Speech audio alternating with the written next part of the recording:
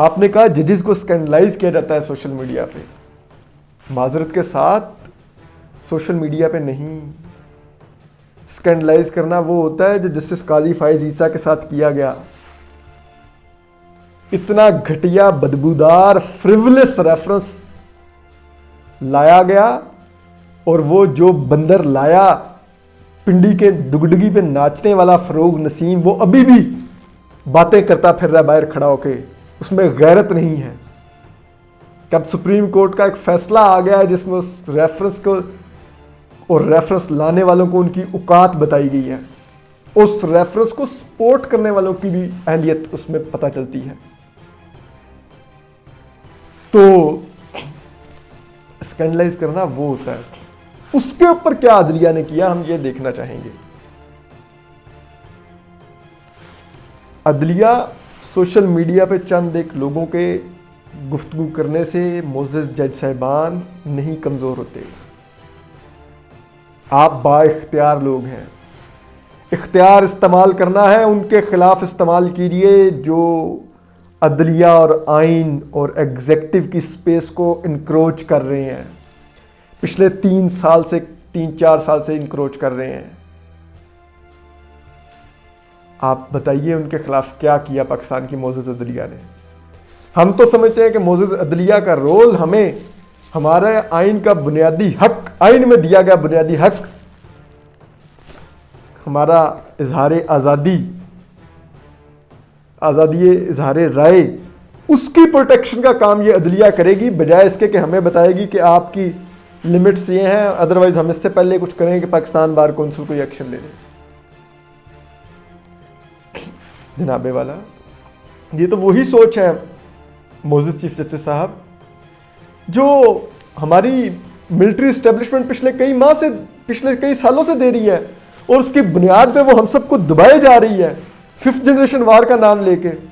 ये जो हुकूमत लाई गई, इसके वज़रा भी PMDA के नाम पे आज़ादी इज़हार राय को ही दबाने के लिए फिर रहे हैं और कह रहे हैं नहीं जी नहीं 5th जनरेशन वार हो रही है। हालांकि सब जानते हैं इस मुल्क में कोई 5th जनरेशन वार इस मुल्क के बाहर से नहीं लड़ी जा रही। इस मुल्क के इदारों ने इस मुल्क में झूठ फैलाने की 5th जनरेशन वार जारी कर रखी है। और आज आप भी ये कह रहे हैं कि सोशल मीडिया, क्योंकि मेन स्ट्रीम मीडिया तो इस मुल्क के इदारों ने कुचल के रख दिया और माजरत के साथ हमारी अदलिया देखती रही, उसने कुछ नहीं किया। अब एक सोशल मीडिया रह गया जहां पे फिर भी लोग बोल रहे हैं, वहां पे फिर भी वो चीजें रिपोर्ट हो जाती है, मेन स्ट्रीम मीडिया में नहीं रिपोर्ट होती। आसिम सलीम बाजवा जो जर्नैल है, अरबों रुपए कहां से उसके पास आए, मेन स्ट्रीम मीडिया क्वेश्चन नहीं कर सका, सोशल मीडिया ही क्वेश्चन करता है उसके ऊपर। तो अब आप कह रहे हैं कि सोशल मीडिया की भी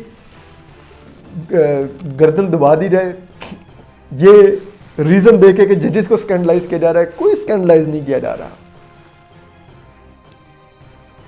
जो स्कैंडलाइज कर रहे हैं वो बैठे होते हैं अदालत में, वो वाले पालतू यूट्यूबर जो बाहर जाके जस्टिस काजी फाइसा के खिलाफ वीडियोस करते हैं, जिनको वो कॉन्फिडेंशियल FBI की रिपोर्ट जो सुप्रीम कोर्ट ने नल एंड वाइड करार दे दी, जिन पालतुओं को वो FBI की रिपोर्ट दी गई जस्टिस काजी फाइसा को मिलाइन करने के लिए, वो हैं वो पालतू।